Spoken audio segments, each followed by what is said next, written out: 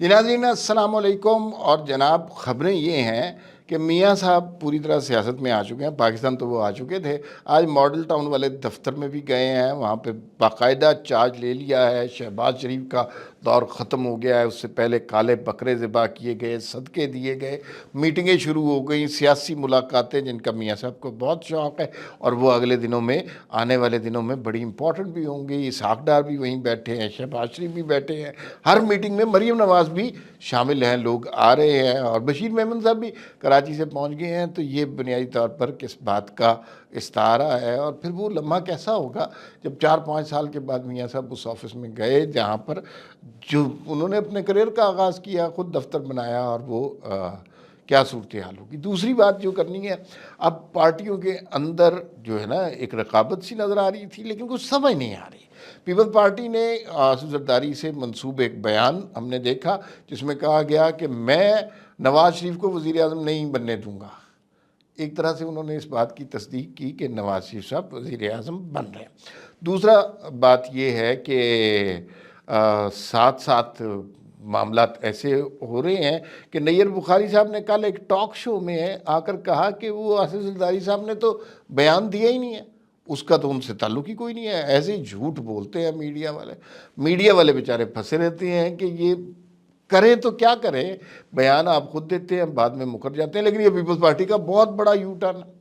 تیسری بات یہ ہے کہ بھائی جو سندھ میں کراچی میں بلدیاتی انتخابات ہوئے، اس میں پیپلز پارٹی جیت رہی ہے، ٹھیک ہے، تو اس کا مطلب ہے کہ وہاں پہ ان کا ووٹ انٹیکٹ ہے، اور آنے والے دنوں میں گھمسان کا رن پڑے گا کراچی اور سندھ کی سیاست میں۔ پہلے سوال پر آ جاتے ہیں، میاں صاحب کا کیا پلان ہے، کیا کرنا چاہ رہے ہیں؟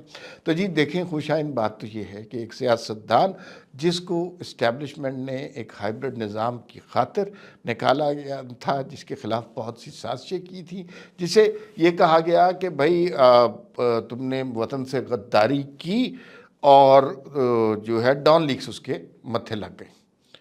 پھر اس کے بعد نعوذ باللہ استغفر اللہ توہین رسالت کا یہ کہا گیا کہ توہین رسالت نعوذ باللہ کہ مرتکب ہوئے ہیں، اور کوئی ایسا انہوں نے جو فارم بنایا ہے جس سے وہ یہ کرنا چاہتے ہیں۔ کوئی بھی مسلمان شخص ایسا کیسے سوچ سکتا ہے؟ لیکن چینلوں پہ اتنی شدت سے چلا کہ لگتا تھا کہ جیسے نواز شریف نے یہ جان بوجھ کے کیا ہوگا۔ وہ فارم ایک تھا، اس کی ٹرانسلیشن میں ذرا سا مسئلہ تھا، لیکن اس کو پھر یہ خبر بھی آئی کہ بھائی یہ جو ہے نا نواز شریف کی کوئی فیکٹریاں ہیں، اس کے اندر 400 جو انڈین ملازم ہیں۔ اچھا، نہ وہ فیکٹریاں کبھی پیدا ہوئیں، نہ کبھی وہ 400 لوگ نظر آئے، تو وہ ہمیں صورتحال سمجھ نہیں آئی کہ یہ کیا ہو رہا ہے، اور 400 لوگ کہاں سے انڈین آ گئے، بغیر ویزے کے آ گئے۔ پھر مودی جو ہے اور ویزے لینے آیا تھا جب نواز شریف کو ملنے آیا تھا۔ حالانکہ ہمیں فخر ہونا چاہیے تھا، 1 ارب کی آبادی کا وزیر اعظم پاکستان کے وزیر اعظم کو ملنے آ گیا، تو ہمیں تو شکر ادا کرنا چاہیے تھا، لیکن ہم نے کہا وہ بغیر ویزے کے آ گیا۔ اور ایک اینکر نے، آپ کو پتہ ہے، بار بار ایک یہ کہا کہ چونکہ مودی ملنے آ گیا ہے لہٰذا لام این نون تے، یعنی یہ لفظ لعنت کا انہوں نے ہجے کر کے کیا، لیکن یہ لفظ بھی کہا۔ یہ وہی نواز شریف ہیں جن کے خلاف پاناما کا کیس بنا، اور ایسا لگتا تھا کہ دنیا کی ساری کرپشنیں، صرف پاکستان کی، دنیا کی ساری کرپشنیں نواز شریف نے کی ہے۔ اور پھر جب ان کی اہلیہ بیمار تھی تب بھی یہ کہا گیا کہ یہ نہیں، ڈرامے ہو رہے ہیں، بھاگنے کے چکر ہو رہے ہیں، اہلیہ کوئی بیمار نہیں ہے، یہ سب تماشے ہو رہے ہیں، جھوٹ بولا جا رہا ہے بیمار بیوی کے نام پہ۔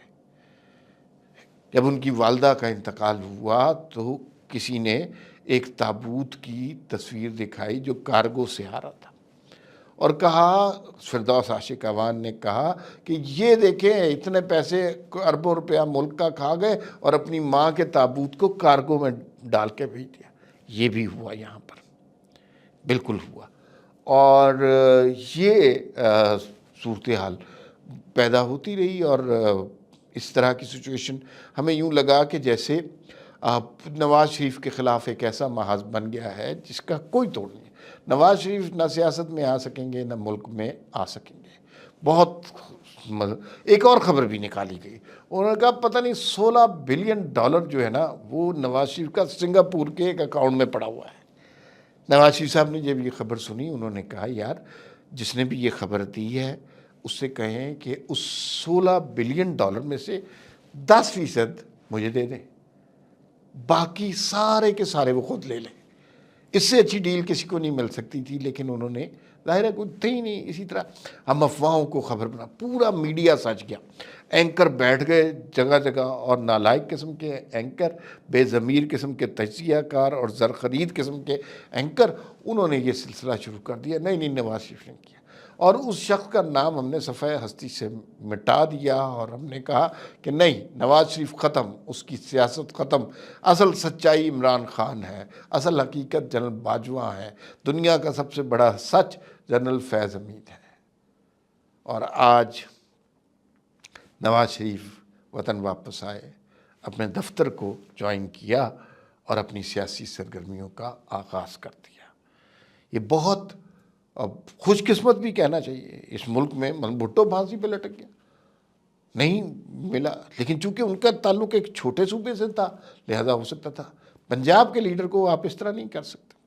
تو وہ سینٹیمنٹ جو ہے وہ میاں صاحب کے ساتھ تھا, کچھ ہیلپ ان کی لوگوں نے کی جذباتی طور پر, لیکن وہ ایک سائڈ تو ختم کر بیٹھی تھی نا کہ نہیں نواز شریف ختم ہے. حقیقت یہی ہے کہ اب جو ہائیبرڈ نظام آ گیا ہے, پھر ہم نے دیکھا مقافات عمل کسے کہتا ہے, کس طرح تاش کے پتوں کی طرح گرے ہیں یہ جنرل باجوہ, جنرل فیض اور عمران خان, کس طرح منہ چھپاتے پھر رہے ہیں آصف سعید کھوسا اور ثاقب نثار اور جج گلزار جیسے لوگ, کس طرح چوہوں کی طرح دب کے بیٹھے ہیں.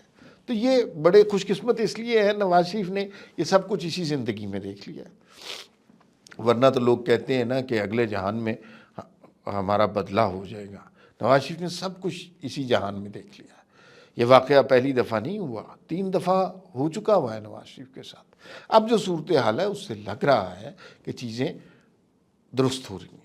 نواز شریف کو ریلیف نہیں مل رہا, نواز شریف کو تاخیر سے انصاف مل رہا ہے. اور مجھے یہ کوئی شبہ نہیں نظر آتا کہ فروری کے اینڈ تک نواز شریف 4تھی دفعہ پاکستان کے وزیر اعظم ہوں گے. کوئی مجھے اس میں رکاوٹ نہیں نظر آ رہی. آپ کہیں گے کیسز ایسے ہیں, تو اس نے کہا بھائی یہ سیاسی کیسز ہیں, یہ جس طرح شروع ہوتے ہیں اس طرح ختم بھی ہو جاتے ہیں. بہرحال یہ موجودہ صورتحال ہے, لیکن اس صورتحال میں پیپلز پارٹی کا یو ٹرن انتہائی کمال کا تھا.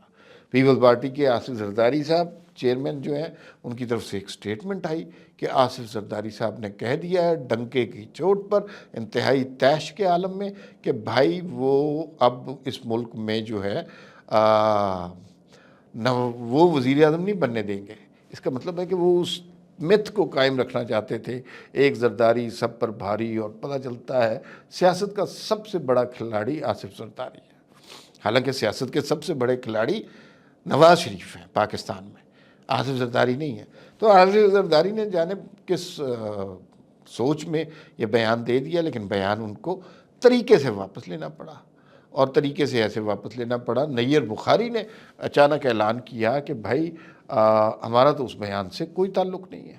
تو اس کا مطلب ہے کہ صورتحال پیپل پارٹی کے اندر بھی چینج ہو رہی ہے. بلاول بھٹو کچھ اور بات کرتے ہیں, آصف زرداری کچھ اور بات کرتے ہیں.